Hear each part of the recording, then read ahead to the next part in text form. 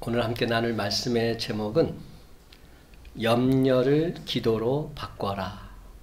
다 같이 한번 따라 할까요? 염려를 기도로 바꿔라. 염려를 기도로 바꿔라. 어떤 사람이 염려를 이렇게 비유했습니다. 염려는 자동차에 앉아서 기어를 중립에 놓고 엑셀러레이터를 한번 밟아보는 것과 똑같다. 이렇게 말했습니다. 한번 그렇게 해보십시다. 기어를 중립에 놓고 엑셀러레이터를 한번 밟아보십시오. 어떤 일이 벌어집니까? 그렇게 되면 소리는 요란하고 엔진은 나 죽는다고 돌아가고 기름은 펑펑 들어갑니다. 그렇지만 차는 단 한 바퀴도 움직이지 않습니다. 괜히 아까운 에너지만 소비가 됩니다. 굉장한 것 같기는 한데 소음만 요란합니다. 여러분, 염려가 꼭 기어를 중립에 놓고서 엑셀러레이터를 밟는 것과 똑같다는 말입니다. 정서적으로, 영적으로, 육신적으로 모든 에너지만 다 소모돼 버립니다. 그러니까 염려는 한마디로 말해서 백해무익합니다. 아무런 쓰잘데기 없습니다. 그런데 참으로 안타깝게도 우리는 이러한 사실을 너무나 잘 알고 있음에도 계속해서 염려하고 있다는 데 있습니다. 왜 우리가 염려하게 될까요? 염려하는 것이 아예 습관화되어 버렸습니다. 토저는 이런 말을 했어요. 하나님의 자녀들에게 우연이란 있을 수 없다. 하나님의 자녀들은 단지 이미 약속된 길을 걸을 뿐이다. 돌발적인 사고가 일어나거나 불행이 그 길을 가로막을 수도 있다. 하지만 불행이란 것도 사실은 겉보기의 불행으로 보일 뿐 실상은 불행이 아니다. 다만 우리가 하나님의 섭리하심, 하나님의 비밀스러운 참뜻을 읽어내지 못하기 때문에 그것을 불행하다 여기고 염려하게 되는 것이다. 사랑하는 성도 여러분, 우리가 믿는 하나님 말씀, 성경에서는 염려에 대해서 뭐라고 말씀하고 있습니까? 오늘 읽은 본문에서도 말하고 있죠. 사도 바울은 단호하게 말합니다. 아무것도 염려하지 말라. 예수님께서도 마찬가지십니다. 마태복음 6장 31절 32절 염려하여 이르기를 무엇을 먹을까 무엇을 마실까 무엇을 입을까 하지 말라. 이는 다 이방인들이 구하는 것이라. 여기서 우리는 한 가지 분명한 사실을 알게 됩니다. 예수님께서는 염려를 가지고서 이방인과 제자를 구별하셨다는 겁니다. 이방인과 제자의 구별점이 바로 염려에 있다는 겁니다. 염려하냐, 염려하지 않느냐. 세상 사람들 모두 다 염려하는데 우리가 염려하지 않으면서 살아간다면 이것이 바로 우리 그리스도인의 정체성이 될 수 있습니다. 세상 사람들은 흉내낼 수 없습니다. 세상 사람들은 염려로부터 결단코 자유로울 수 없습니다. 사도 바울은 오늘 우리가 참으로 순종하기 어려운 주제를 이야기하고 있는 것입니다. 오늘 본 말씀 자세히 보면 우리가 너무 잘 아는 말씀이잖아요. 근데 어떤 주제로 지금 말하고 있는지 한번 보면서 살펴보면 굉장히 심각합니다. 4절 주 안에서 항상 기뻐하라. 5절 너희 관용을 모든 사람에게 알게 하라. 6절 아무것도 염려하지 말라. 첫 번째, 주 안에서 항상 기뻐하라고 했습니다. 여기서 뭐가 문제죠? 항상 기뻐하는 것이 중요합니다. 두 번째, 너희 관용을 모든 사람에게 알게 하라 말씀합니다. 여기서 포인트는 뭐죠? 모든 사람에게 알게 하는 것, 이것이 참으로 중요하다는 겁니다. 세 번째, 아무것도 염려하지 말라고 기록하고 있습니다. 단순히 염려하지 말라고 기록되어 있다면 참 좋겠는데 아무것도 염려하지 말라, 이 말이 참 중요합니다. 그러다 보니 이 세 가지 다 불가능해 보입니다. 도무지 지킬 수 없는 것처럼 보입니다. 어떻게 이것이 가능하겠습니까? 이는 마치 그림의 떡과 같습니다. 우리가 항상 기뻐하는 삶, 모든 사람에게 관용을 베푸는 삶, 아무것도 염려하지 않는 삶, 이런 삶을 산다면 그것은 분명 천국일 것입니다. 천국이라면 이렇게 살 수 있겠죠. 성경에서 때때로 염려하지 말라, 가능한 염려하지 말라 이렇게 말했다면 우리는 어느 정도 지킬 수 있을 것 같습니다. 그 정도는 지킬 수 있죠. 근데 오늘 본문에 보면 아무것도 염려하지 말라 이렇게 말씀하고 있습니다. 아무것도. 영어 성경을 찾아봤더니 이렇게 표현되어 있어요. Do not be anxious about something 이렇게 기록된 것이 아니라 Do not be anxious about anything 이렇게 기록되어 있습니다.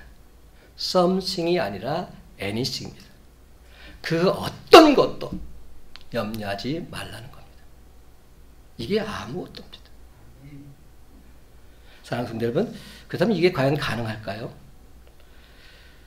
어떤 분들이 이러더라고요. 사도 바울이 뭘 모르고 그렇게 바란다고.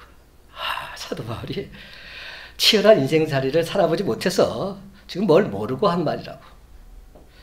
또 어떤 분은 이래요. 사도 바울이 결혼을 안 해봐서 가정을 안 꾸려봐서 그렇다고. 총각이니까 지금 뭘 몰라서 지금 현실감이 떨어지는 말을 하고 있다고. 삶을 가볍게 보고 한 말, 무리한 강요라 이렇게 말하고 있는 겁니다. 사도 바울이 만약 우리에게 가급적 염려하지 말라 이렇게 말했다면 우리는 화나지 않을 것입니다. 그 정도는 할 수 있잖아요. 화가 나더라도 어떤 때는 참고 염려하지 않고 이렇게 살아갈 수 있잖아요. 그래서 우리가 혹시 성경을 잘못 읽은 것이 아닌가 해서 눈을 씻고 다시 봐도 성경 뭐라고 기록되어 있습니까? 아무것도 염려하지 말라 이렇게 기록되어 있습니다. 이 부분에 걸려서 좀처럼 그 뒤로 나가지 못한 분들도 참 많더라고요. 매일매일 밀려오는 수많은 문제들 속에서 숨막히게 살아가는 현대인들에게 오늘 본문 말씀은 현실의 삶과는 너무나도 동떨어진 이야기처럼 느껴집니다. 수백 가지, 아니 수천 가지, 수만 가지 염려가 몰려오는 이러한 세상에서 살고 있는데 아무것도 염려하지 말라니요. 도대체 이게 말이 되는 얘기입니까? 이런 본문을 읽을 때면 그냥 읽고 지나가 버립니다. 저도 이 말씀을 읽으면서 이 말씀 우리가 너무 잘 알잖아요. 그래서 제가 설교도 여러 번 했습니다. 근데 이번에만큼 이 말씀이 좀 다르게 다가오는 겁니다. 제가 이번 한 주간이 설교 준비하는데 참 애를 많이 겪었어요. 제가 평소에는 목요일까지 설교 준비가 다 끝나는데 이번엔 계속 준비가 안 되고 이런 말씀 준비했다가 저런 말씀 준비했다가 그러다 다 지워버리고 다 없애버리고 그러길 몇 번 했습니다. 그러다가 다시금 이 말씀을 접하게 됐는데 이 말씀이 새롭게 저에게 다가오는 겁니다.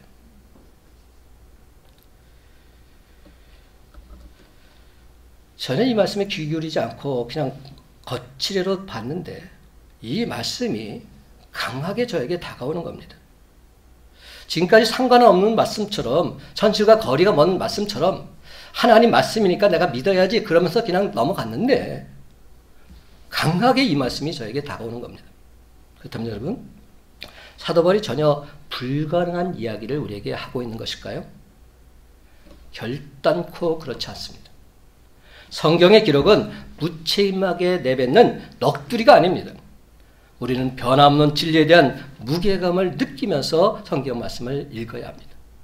그래서 제 아무리 현실과 거리가 있어 보여도 믿음으로 받아들이는 태도를 갖고서 그 말씀을 읽어 나가야 합니다. 사도 바울은 아무것도 염려하지 않을 수 있는 해답을 이 말씀 안에서 우리에게 주고 있기 때문에 그것을 발견할 수 있어야 되는 겁니다. 우리는 그 답을 찾아야 합니다. 아무것도 염려하지 않을 수 있다면 이처럼 엄청난 일이 어디 있습니까? 우리가 이 세상을 살면서 아무런 근심 걱정 염려하지 않고 살아간다면 그보다 더 행복한 일이 어디 있습니까? 우리가 하나님 말씀이 진리임을 참임을 믿는다면 분명히 가능합니다. 불가능하지 않습니다. 오늘 본문에서 우리는 두 가지 주제를 붙들어야 합니다. 하나는 염려하지 마라. 또 다른 하나는 기도하라입니다. 그렇습니다. 여러분, 우리가 하지 말아야 할 것은 염려이고 우리가 해야 할 것은 기도라는 사실입니다. 오늘 말씀 속에서 이것만 확실히 붙잡게 된다면 우리는 그 어떤 상황 속에서도 결코 염려할 수 없습니다. 오늘 본문에서 주 안에서 항상 기뻐하라, 아무것도 염려하지 말라, 이 말씀은 어디와 연결되어 있습니까? 기도와 연결되어 있습니다. 기도하면 주 안에서 항상 기뻐할 수 있습니다.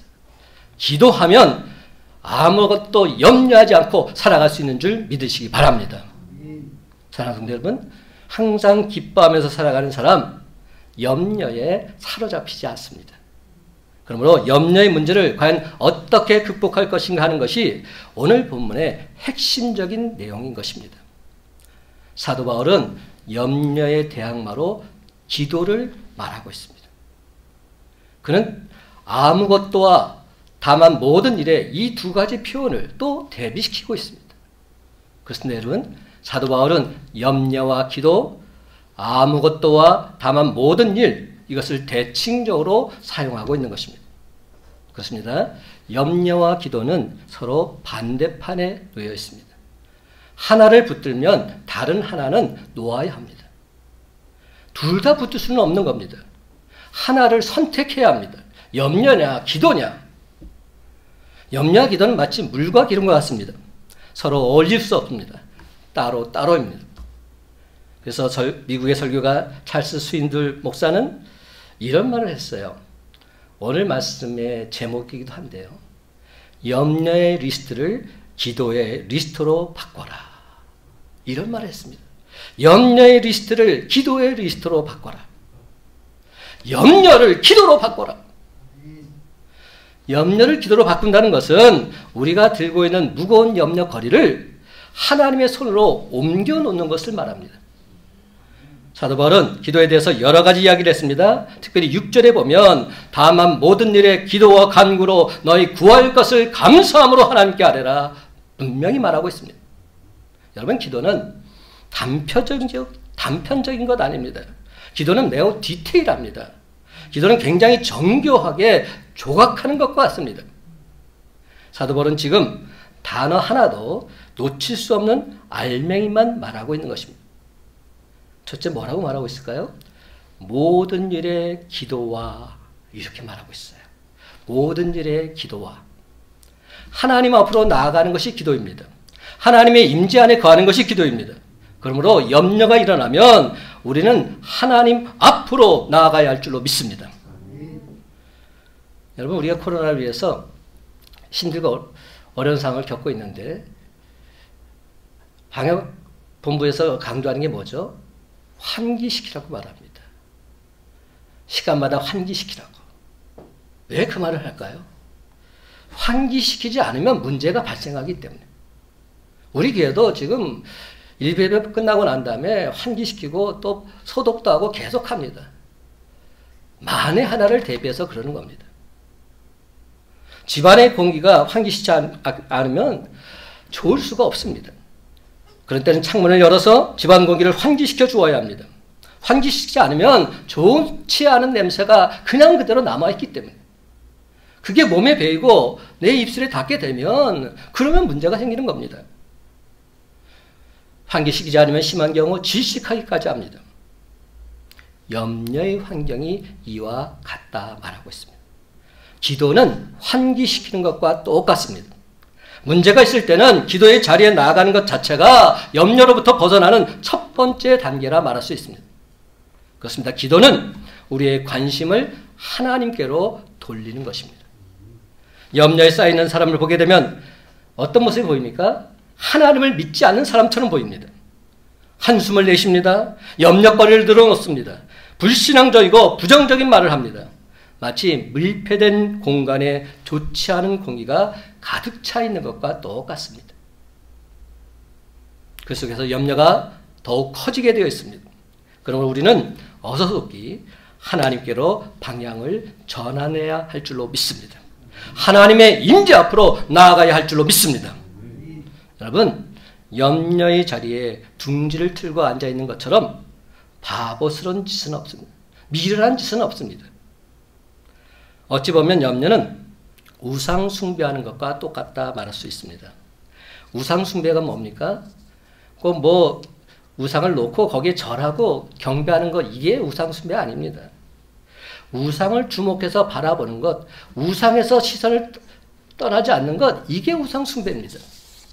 계속 돈만 생각한다거나 자녀만 바라보고 있다면 그걸 지금 숭배하고 있는 겁니다. 자신의 건강 문제로부터 계속 빠져나오지 못하고 그렇게 살아간다면 자기 몸이 결국은 우상인 겁니다. 기도는 우리의 관심을 하나님께로 돌리는 것입니다. 염려로부터 빠져나와서 하나님을 주목하는 것, 이것이 기도입니다. 하나님께 기도할 때 염려는 주님의 손으로 옮겨지게 되어 있습니다. 두 번째 사도 바울은 뭘 말합니까? 간구로입니다. 모든 일에 기도와 간구로. 저는 이 말씀을 이번에 다시 보면서 깨달은 바가 있어요. 왜 모든 일에 기도로 이렇게 말하지 않고 기도와 간구로 말했을까? 그렇다는 얘기는 기도와 간구가 좀 다르다는 의미가 있습니다. 다르니까 이렇게 표현한 겁니다.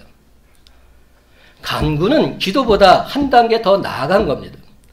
말 그대로 뭐죠? 간구, 간절히 구하는 것입니다. 이게 간구입니다. 일반적인 기도라기보다는 집중해서 기도하는 것입니다. 우리가 주님께로 방향을 틀었습니다. 그런데 주님께로 방향을 튼 것으로 끝나지 않습니다.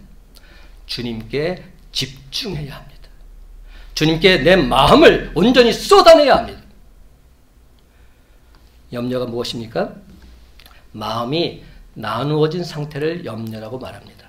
영어 성경에는 더블 마인드라고 써 있어요. 쉽게. 그러니까 두 마음을 갖는 게 염려입니다. 이랬다 저랬다 이랬다 저랬다. 이 마음 가졌다 저 마음 가졌다. 이러다 보니까 염려가 되는 겁니다. 염려가 많은 사람을 보게 되면 안정적이지 않습니다. 그래서 실수를 하고 사고를 일으킵니다. 정신없이 행동합니다. 이는 마음이 깨어져 버렸기 때문에. 간구는 기도의 적극적인 형태입니다. 따라서 가볍게 기도하고 끝내서는 결단코 안 됩니다.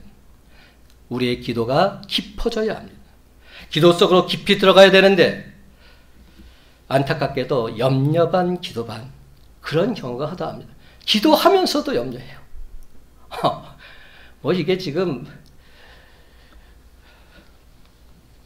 양념 반 프라이드 반도 아니고 우리가 기도할 때 항상 한쪽으로는 염려하면서 한쪽으로는 기도합니다. 여러분 이거는 기도도 아니고 아무것도 아닙니다.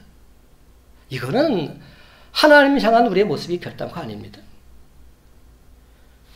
이런 것 간구라고 말할 수는 더더욱 없습니다.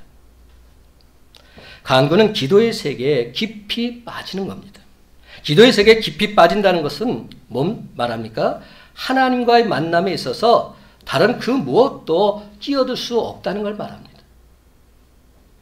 하나님과 깊은 교감이 이루어지게 되면 그 사이에 염려가 끼어들 자리가 없습니다. 내가 하나님께 집중해서 기도하면 어떻게 염려가 우리를 틈탈 수 있겠습니까? 틈탈 틈이 없습니다. 그렇습니다. 기도하면 우리는 염려로부터 자유로워집니다. 기도하면 염려로부터 자유로워짐으로 주님을 온전히 만나고 우리 마음속이 기쁨과 평안을 누리게 되는 것이죠. 하지만 염려로부터 자유로워진다는 것 참 쉽지 않습니다. 바르게 기도한다는 것 참 어렵습니다. 사랑하는 성도 여러분, 우리가 기도하는 것을 간단하게 생각하고 가볍게 다루기 때문에 염려가 자꾸만 몰려오게 되는 겁니다. 제가 이 말씀을 드리면서 우리가 지금 기도하지 않고 있다고 말씀드린 건 아닙니다. 저도 그렇고요. 여러분도 그렇고요. 우리 모두 다 열심히 기도합니다. 새벽 기도, 금요 기도, 틈만 나면 기도합니다. 엄청 많이 기도합니다. 근데 그 기도가 깊지 않습니다. 몰입해서 집중적으로 기도하지 않습니다.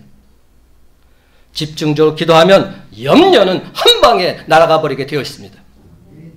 염려할 일이 생겨도 기도가 깊어지게 되면 전혀 끄떡 없습니다. 왜입니까? 하나님과의 깊은 교감 속에 들어가 있기 때문에. 그러므로 어떻게 감히 염려가 틈탈 수 있습니까? 그래서 우리 삶에서 중요한 훈련 중 하나가 바로 올바른 기도 훈련입니다. 올바른 기도 훈련을 할 필요가 있다는 겁니다. 마치 하나님과 나 둘만 있는 듯한 그런 경험을 할 수 있어야 됩니다. 그렇게 되기만 한다면 나를 흔들 수 있는 것, 이 세상에 아무것도 없는 줄 믿으시기 바랍니다. 세 번째는 뭡니까? 모든 기도와 간구로 그 다음 말 세 번째, 너희 구할 것을. 너희 구할 것을. 그렇습니다. 구하는 것입니다. 이는 우리의 필요를 구하는 기도입니다. 많은 사람들이 염려에 대해서 잘못된 생각을 가지고 있습니다. 우리 삶에 찾아오는 염려를 직면하지 않고 그 염려를 무시하려고 합니다. 솔직히 삶이 힘들다 보면 이럴 수 있습니다. 생각하면 머리가 터질 것 같으니까 아예 생각하지 않으려고 염려를 밀어내버리는 겁니다. 그래서 뭘 하죠? 술을 먹습니다. 가지고 완전히 취해버리고 다 잊어버리겠다. 근데 술 먹는다고 그게 잊어집니까? 좀 건전한 방향으로는 여행을 떠납니다. 물론 여행 갔을 때만큼은 기분이 좋고 평안할 수 있지요. 근데 그것도 잠시 잠깐 또다시 염려가 밀려옵니다. 사랑하는 성도 여러분, 우리가 삶 속에서 경험하는 고통의 문제를 모른 채 무시하고 살아간다는 것, 이는 불가능합니다. 예수님께서는 염려할 만한 사실을 부정하라고 말씀하지 않으셨습니다. 예수님도 염려할 수밖에 없는 그 현실을 인정하라고 하셨습니다. 그렇습니다. 염려하는 문제를 정확하게 직시한 사람은 기도 또한 정확하게 합니다. 그러나 현실을 직시하지 못한 사람, 기도 또한 어떻게 할까요? 애매모호하게 기도합니다. 두리뭉실하게 기도합니다. 저도 이런 기도를 참 많이 했는데 하나님 다 아시잖아요. 하나님 알아서 해주십시오. 이렇게 기도해요. 어찌 보면 맞는 말 같아요. 하나님 다 아시잖아. 내 지금 상황과 처지를 다 아시는데 하나님께서 알아서 해주십시오. 그러고 나서 땡입니다. 물론 어린아이같이 그렇게 기도할 때 들어주세요. 여러분, 우리가 초신자 때 기도 응답 받는 경우를 경험하잖아요. 뭘 모르니까 그냥 하나님께 뗐으니까 하나님 그래 내 기도 들어줄게 응답해 주십니다. 근데 이제는 우리의 기도의 지경이 넓어져야 합니다. 깊어져야 합니다. 성경 말씀을 읽었다면 그 말씀 속에서 우리가 어떻게 기도해야 될지를 깨달아 알아야 합니다.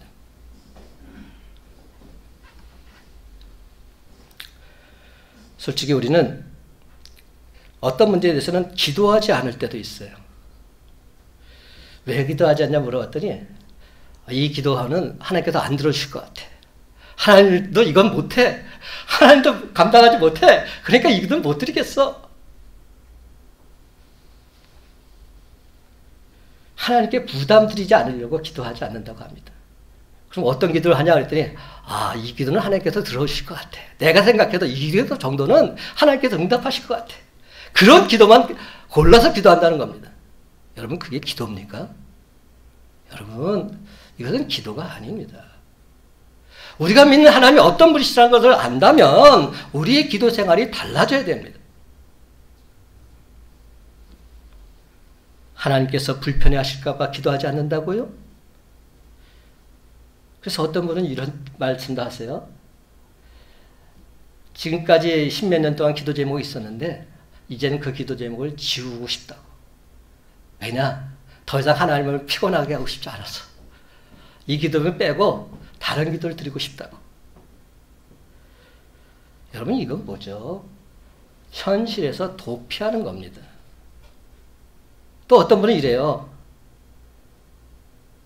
이 기도는 너무 하찮아서 이런 기도를 꼭 하나님께 드려야 돼? 그래서 아예 그것도 빼버립니다. 이래서 빼고 저래서 빼고. 이게 우리의 기도 생활일 수 있다는 겁니다. 사랑하는 성도 여러분, 우리는 삶의 모든 영역을 똑바로 직시해야 합니다. 또한 상세하게 기도해야 합니다. 구체적으로 기도해야 됩니다. 삶의 문제 속으로 깊이 들어가다 보면 삶의 모든 영역을 직시해야만 상세한 기도가 나올 수 있습니다. 우리가 기도 제목을 받을 때 좀 구체적으로 기도를 받을 필요가 있습니다. 그래야 우리도 구체적으로 기도하죠. 두리뭉실의 기도 제목을 받으면 나 또한 두리뭉실하게 기도할 수밖에 없어요. 제가 여러분한테 잠깐만 기도 제목을 달라는 이유가 있어요. 물론 저도 여러분의 상황 어느 정도 다 압니다. 근데 구체적으로 기도 제목을 내면 저 또한 구체적으로 기도하게 되어 있어요. 여러분, 이것이 우리의 기도의 모습이 되어야 된다는 거예요. 정말로 하나님께서 원하시는 것이 무엇인지 우리가 깨달아 알아서 하나님 마음을 기쁘시게 해드리면 능치 못하면 하나님의 역사가 우리 삶 속에서도 일어나게 될 줄로 믿습니다. 근데 만약에 우리가 이렇게 구체적으로 기도하지 못한다면 그 틈새로 염려가 마구 밀고 들어오게 되어 있다는 사실입니다.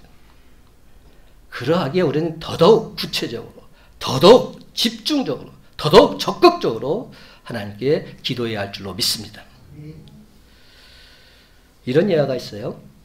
비 오는 날 한 자매가 버스를 기다리다가 옷이 다 젖어버렸어요. 그래서 자매는 급하게 기도합니다. 하나님, 버스가 오게 해주세요. 간절히 기도했습니다. 그랬더니 막 저기서 버스가 여러 대가 막 오는 겁니다. 근데 내가 원하는 버스는 오지 않고 있었어요. 버스는 많이 왔는데 내가 원하는 버스는 오지 않는 겁니다. 그때 이 자매가 기도합니다. 하나님, 버스 보내달라고 기도했는데 왜 버스 안 보내주십니까? 왜 응답하지 않으십니까? 그때 하나님께서 말씀하십니다. 얘야, 버스 보내줬잖아. 이에 그 자매는 제가 탈 버스는 80번인데요. 왜 80번 안 보내주세요? 바로 그 순간 하나님도 이렇게 말씀하시는 겁니다. 너 80번 버스라고 말하지 않았어. 이게 무슨 예화입니까? 구체적으로 상세하게 기도할 필요가 있다는 겁니다. 모든 것을 아시는 하나님이시지만 우리가 좀 더 구체적으로 집중적으로 기도할 때 그 기도는 반드시 응답될 수밖에 없습니다. 우리가 염려할 때는 어떻게 염려합니까? 여러분, 염려할 때 어떻게 염려하세요? 한 가지 염려거리가 생겼어요.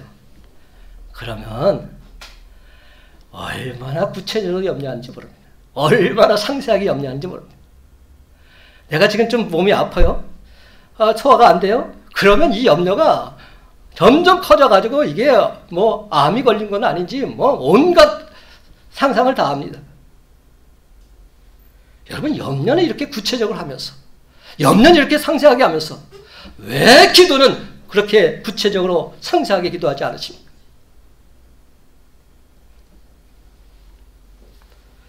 우리가 염려할 때는 매우 상세하게 염려하는데 기도할 때는 매우 엉성하게 기도합니다. 이는 매우 심각한 문제입니다. 상세하게 염려하는 것 이상으로 우리는 상세하게 기도해야 합니다. 구체적으로 기도해야 합니다. 어떤 문제는 너무 커서 기도하지 않고 또 어떤 문제는 너무 작아서 기도하지 않습니다. 기도하는 데 있어서 뻥뻥 구멍이 뚫려 있습니다. 기도 속으로 깊이 들어가서 한번 살펴보면 우리의 기도가 얼마나 엉성한지 알 수 있을 것입니다. 우리 삶에서 경험하는 상처가 한두 가지가 아닙니다. 우리가 겪는 스트레스 한두 가지가 아닙니다. 우리의 무거운 짐 또한 한두 가지가 아닙니다. 어두운 감정도 한두 가지가 아닙니다. 우리가 왜 염려하며 사는지 금방 알게 될 것입니다. 이에 반해서 우리의 기도는 매우 엉터리입니다. 따라서 우리는 이러한 문제들을 가지고 하나님께 구체적으로 기도해야 할 줄로 믿습니다. 네 번째, 뭐라고 말합니까? 모든 일에 기도 간구로 너희 구할 것을 그 다음 말 감사함으로 하나님께 아뢰라. 이렇게 말하고 있습니다. 감사 기도를 드리라는 겁니다. 여러분, 기도에 있어서 가장 핵심적인 거, 필수적인 게 뭔지 아십니까? 감사 기도를 드리는 겁니다. 사도 바울은 매우 상세하게 말했습니다. 감사는 하나님께서 베풀어 주신 것에 대한 반응이라고. 은혜를 아는 자가 진정 감사할 수 있습니다. 그러므로 기도의 뿌리에는 감사가 기본적으로 깔려 있어야 합니다. 사도 바울은 감사 기도에 대해서 아주 많이 강조했습니다.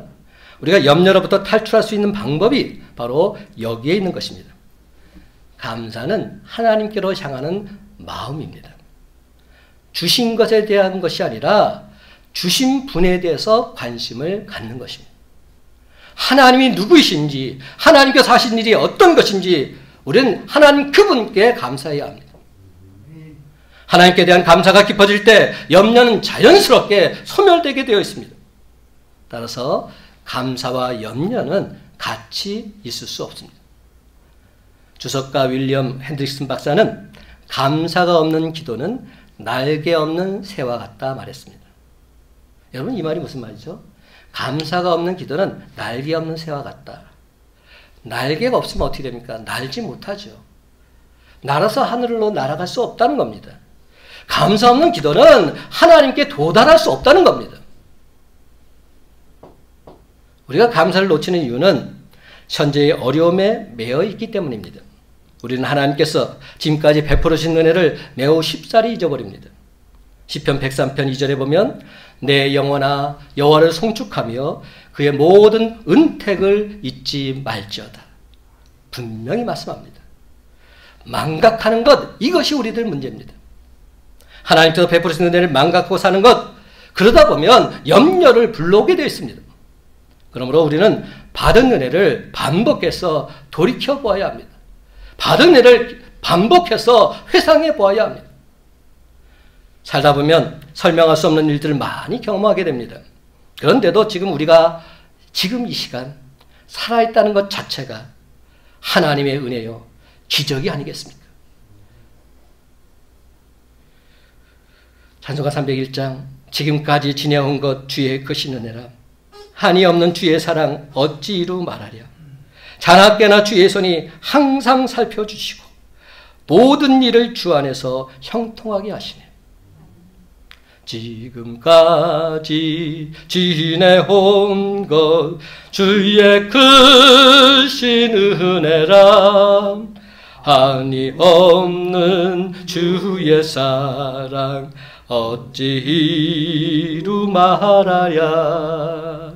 자나깨나 주의 손이 항상 살펴주시고 모든 일을 주 안에서 형통하게 하시네. 아멘입니다. 저는 목회하면서 매일매일 하나님의 은혜를 경험할 수밖에 없어요.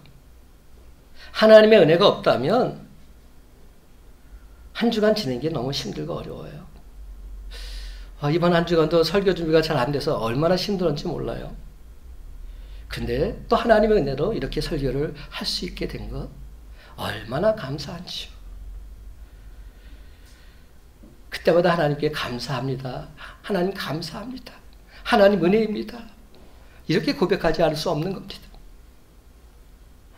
따라서 우리가 감사 기도를 할 때에도 대충 기도해서는 안 됩니다. 매우 상세하게 기도해야 합니다. 깊이 들여다보면서 기도해야 합니다. 우리를 둘러싼 수많은 것들을 보게 되면 나라는 존재가 그냥 지금 여기에 있는 것이 아님을 분명히 깨닫게 되어 있습니다. 그래서 감사가 파도처럼 밀려오게 되면 염려는 썰물처럼 사라져 버립니다. 그러므로 우리는 소극적으로 감사할 것이 아니라 적극적으로 감사해야 합니다. 그런데 여러분, 기도하는 데 있어서 핵심적인 요소는 뭘까요? 기도의 대상입니다. 누구에게 기도하느냐, 이게 참 중요합니다.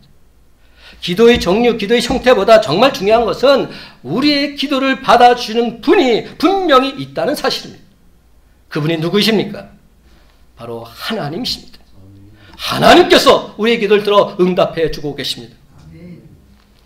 그렇다고 해서 하나님께서 모든 사람의 기도를 다 받으시는 것 아닙니다. 하나님께서는 당신의 자녀들의 기도에 귀 기울여 주십니다. 기도는 우리가 하나님의 자녀라는 정체성에서부터 출발하는 겁니다. 우리가 하나님께 기도할 수 있다는 특권을 부여받은 자들입니다. 저와 여러분은 이미 특권의식을 갖고 기도해야 됩니다. 나는 하나님의 자녀다. 내가 하나님께 기도하면 내 기도를 하나님께서 반드시 들어 응답하신다. 이 믿음에서부터 기도하게 되면 감사하지 않을 수 없는 겁니다. 우리가 하나님의 자녀는 확신만 가져도 대부분의 염려는 사라져버리게 되어 있습니다. 하나님 우리의 현실 바깥에서 염려하지 말라고 그렇게 말씀하시는 분 아니십니다. 나보다 나를 더 잘 알고 계시는 분이 내가 믿는 하나님이신 줄 믿습니다. 그렇습니다. 하나님은 저와 여러분의 형편과 처지를 그 누구보다 잘 알고 계시기에 그래서 우리에게 염려하지 말라고, 아무것도 염려하지 말라고 말씀하고 계신 겁니다. 그러므로 가장 무서운 것은 바로 그 하나님이 없는 삶을 사는 것. 하나님이 없는 삶? 그게 정말 문제입니다. 염려가 무서운 것 아닙니다. 하나님이 없는 삶, 이것이 가장 무서울 수밖에 없습니다. 그렇습니다. 우리의 기도와 간구와 감사의 초점은 하나님 그분이어야 할 줄로 믿습니다. 기도가 처음에는 우리의 필요로부터 분명 시작하지요. 내가 지금 이게 힘들고 어렵습니다. 내가 이것이 필요합니다. 분명히 우리의 필요로부터 기도는 시작할 수밖에 없습니다. 그렇더라도 우리는 하나님 그분을 묵상해야 합니다. 하나님께 온전히 집중함으로 우리의 진정한 필요는 하나님이십니다. 하나님밖에 없습니다. 이 진리를 발견할 수 있어야 합니다. 사랑하는 성도 여러분, 우리가 하나님 한 분만으로 만족할 수 있다면 우리의 필요는 이제 더 이상 중요한 주제가 될 수 없습니다. 우리에게 가장 절실한 것이 채워지게 된다면 그 외의 것은 다 부수적인 겁니다. 그다지 문제가 되지 않습니다. 하나님만 온전히 만난다면, 하나님이 나의 힘이시오 능력이시오 구원이 되심을 믿는다면 다른 모든 것들은 다 부차적인 겁니다. 어린아이가 배가 고파서 울고 있었어요. 그 아이에게 가장 절실한 것은 무엇일까요? 배고파서 우니까 그게 우유인 것 같지만 사실은 그렇지가 않습니다. 우는 아이에게 있어서 정말 필요한 것은 그 무엇이 아니라 바로 엄마입니다. 엄마! 엄마를 찾고 있는 겁니다. 엄마가 오면 내가 배고픈 것뿐만 아니라 다른 모든 것도 다 채워줄 것이기 때문에 엄마를 부르짖고 있는 겁니다.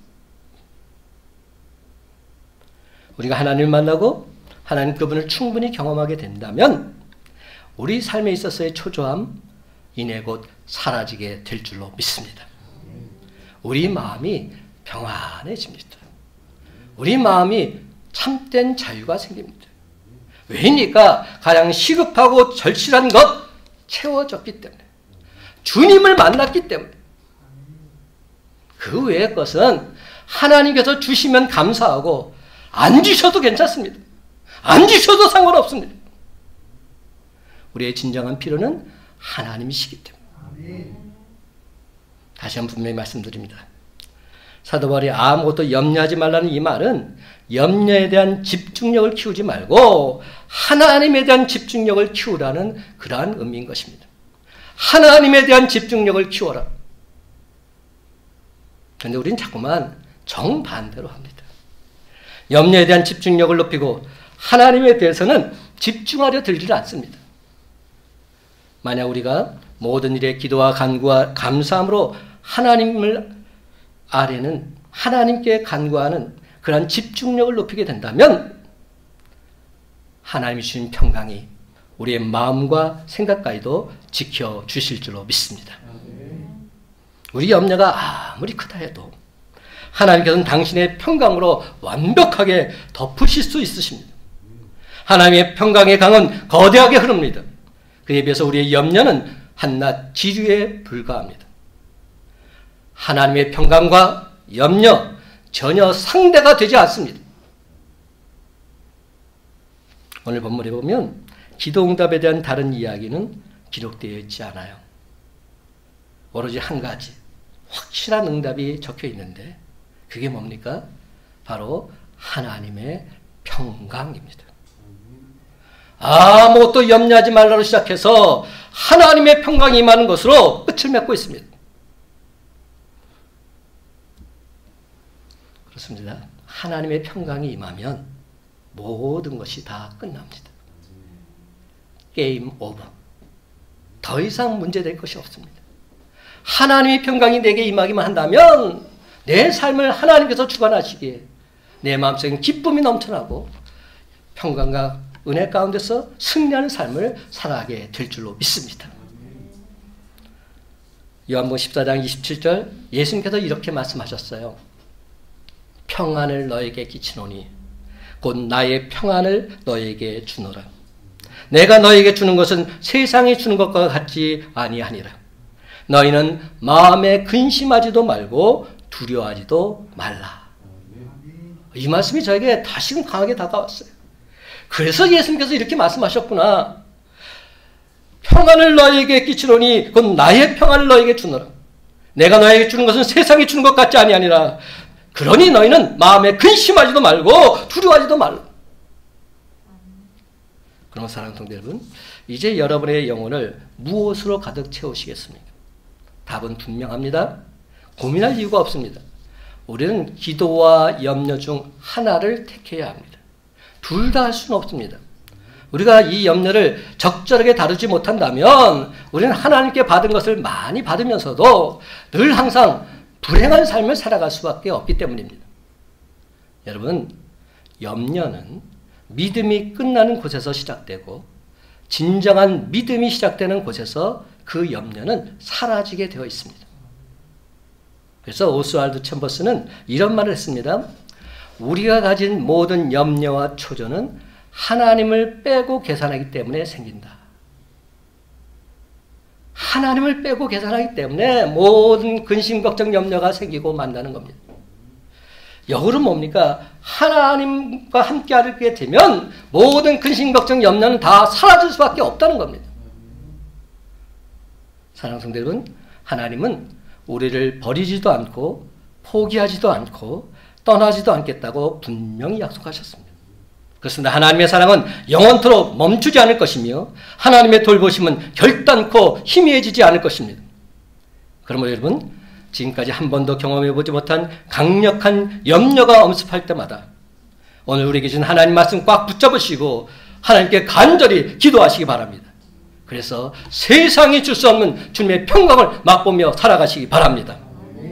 빌립보서 4장 6절과 7절 말씀 마지막으로 함께 한 목소리로 힘차게 읽어보십시다. 빌립보서 4장 6절과 7절입니다. 아무것도 시작 아무것도 염려하지 말고 다만 모든 일에 기도와 간구로 너희 구할 것을 감사함으로 하나님께 아뢰라. 그리하면 모든 지각에 뛰어난 하나님의 평강이 그리스도 예수 안에서 너희의 마음과 생각을 지키시리라. 아멘. 이제 말씀을 맺습니다. 사랑하는 성도 여러분, 이제후로는 아무것도 염려하지 마시고 모든 일에 기도와 간구로 구할 것을 감사함으로 하나님께 아뢰일 때 세상 근심, 걱정, 염려는 사라지고 주님이 주신 참된 평강과 기쁨을 누리며 살아가는 저와 여러분의 복된 삶이 다 되시기를 예수님의 이름으로 간절히 축원합니다.